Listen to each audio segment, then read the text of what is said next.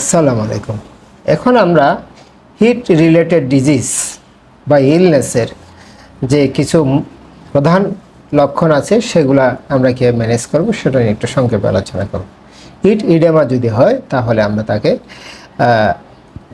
Hot environment, গরম পরিবেশ avoid করতে বলবো, তুলনামূলক ঠান্ডা পরিবেশে থাকার পরামর্শ দেবো। তাকে প্রচুর পরিমাণ লিকুইড তরল খাবার খাওয়ার পরামর্শ দেব।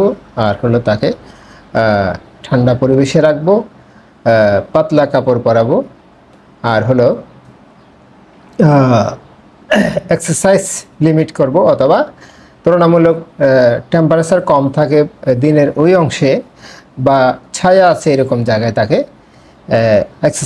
ফিজিক্যাল এক্সারসাইজ করার পরামর্শ দেব।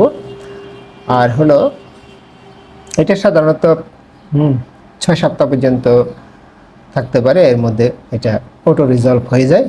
আর সেই ক্ষেত্রে আমরা পাটা একটু উচ্চতে রাখতে বলবো, শুইলে পায়ের নিচে একটা বালিশ দিতে বলবো। আর এটা হলো কম্প্রেসিভ স্টকিং, মোজা যেটা বলা আছে, মোজা যেটা চাপ করবে হালকা, কম্প্রেসিভ স্টকিং আমরা ব্যবস্থা করতে পারি। আমরা কিন্তু এখানে ডায়াবেটিক্স যে সমস্ত ওষুধ দিয়ে আমরা প্রস্রাব বাড়িয়ে ফুলা কমাই, সেটা এখানে দেওয়া যাবে না। আরটা হলো হিট ক্রাম্পের ব্যবস্থাপনা হলো আমরা পেশেন্টকে হিট থেকে দূরে রাখবো, ঠান্ডা পরিবেশে রাখবো, আর তাকে ইলেকট্রোলাইট সমৃদ্ধ তরল খাবার খেতে দেব। আর হিট টিটানি যেটা বলি আমরা, হিট টিটানি যদি হয় সেই ক্ষেত্রে আমরা হিট থেকে তাকে দূরে রাখবো, ঠান্ডা পরিবেশে রাখবো, তরল খাবার দেব। আর হিট সিনকোপ যদি হয়, অজ্ঞান মাথা ঘুরে পড়ে গেল, সেই ক্ষেত্রে আমরা তাকে হিট থেকে তুলনামূলক ঠান্ডা পরিবেশে তাকে নিয়ে আসব। তাকে আমরা কুলিংয়ের ব্যবস্থা করব। বিশেষ করে ধরেন আমরা কুলিং করতে পারি, ধরেন তাকে আমরা ফ্যান দিলাম, সামনে আমরা একটা ঠান্ডা পানি রাখতে পারি, অথবা পানিতে বরফ দিতে পারি, তাহলে কুলিংটা তাড়াতাড়ি হবে। তারপরে আমরা তাকে প্রয়োজনে আইভি স্যালাইন অথবা ওরাল ওট স্যালাইন দিতে পারি, পাটা একটু আমরা উঁচা করে রাখতে পারি। আর আমরা পেশেন্টের ভাইটাল সাইনগুলো মনিটর করব, পালস, ব্লাড প্রেশার, টেম্পারেচার, এগুলো মনিটর করব, এবং তার যে সিনকোপের পিছনে অন্য কোনো কারণ আছে কিনা সেটা একটু খতিয়ে দেখব।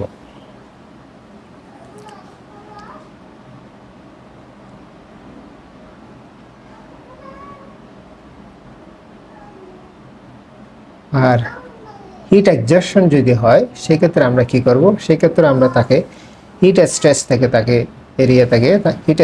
এরিয়া থেকে তাকে নিরাপদে নিয়ে আসবো, যেখানে ছায়া আছে, ঠান্ডা পরিবেশের ব্যবস্থা আছে, এবং তাকেও আমরা হিট কুলিং যেটা বলে আমরা ইভাপোরেটিভ কুলিংয়ের ব্যবস্থা করব। তাকে আমরা ভলিউম রিপ্লেসমেন্ট দিতে হবে, সেটা ওরাল হোক, আইভি ফ্লুইড হোক। তাকে আমরা মনিটর করতে হবে মেন্টাল স্ট্যাটাস। আর যদি সে রেসপন্ড না করে, দ্রুত তাকে অ্যাগ্রেসিভ কুলিংয়ে নিয়ে যেতে হবে এবং হসপিটালাইজ করতে হবে। আর যদি হিট স্ট্রোকের মতো হয়ে যায়, পেশেন্ট অজ্ঞান হয়, খিঁচুনি হয়, স্ট্রোকের যে ফিচার এগুলো যদি চলে আসে, শ্বাসকষ্ট হয়, তাহলে আমরা কি করব? তাকে আমরা তুলনামূলক ঠান্ডা পরিবেশে নিয়ে আসবো। তাকে আমরা এয়ারওয়ে ব্রিদিং সার্কুলেশন যে বেসিক প্রিন্সিপালের যে ম্যানেজমেন্ট সেটা আমরা দেব। প্রয়োজনে আমরা সিপিআর দেব। তাকে আমরা রিপিট কুলিংয়ের ব্যবস্থা করব, আর তাকে আইভি রিহাইড্রেশন করব। আর যদি পেশেন্ট 30 মিনিটের মধ্যে রেসপন্ড না করে, তাহলে অ্যাগ্রেসিভ যে কুলিং সিস্টেম আছে সেখানে নিয়ে যাব। প্রয়োজনে পেশেন্টকে আইসিইউ সাপোর্ট দিতে হবে, অর্গান সাপোর্ট দেওয়া লাগতে পারে। আর এই যে হিট রিলেটেড ডিজিজের কখন আমরা ভর্তি দেব? আমরা 3টা কন্ডিশনে ভর্তি দেব। যদি হিট স্ট্রোক যদি হয়, অথবা হিট এক্সজশন, অথবা যদি হিট সিনকোপ, অথবা যদি তার টার্গেট অর্গান ফেল করে, ব্রেইন, হার্ট, লিভার, কিডনি এগুলো যদি ফেল করে, তাহলে তাকে আইসিইউতে শিফট করতে হবে দ্রুত।